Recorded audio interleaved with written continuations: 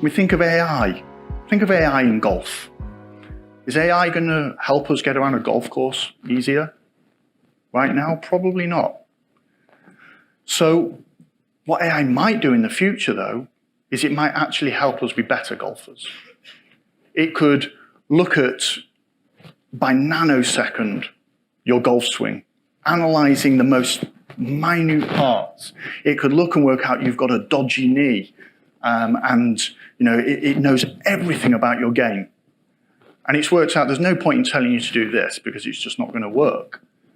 So it gives you super, super personalized advice. We might get that. Pros definitely will. And the pros who embrace it are going to be the pros that are going to get better. So that's what we're kind of talking about. AI is unlikely to replace us. And you might have heard this before.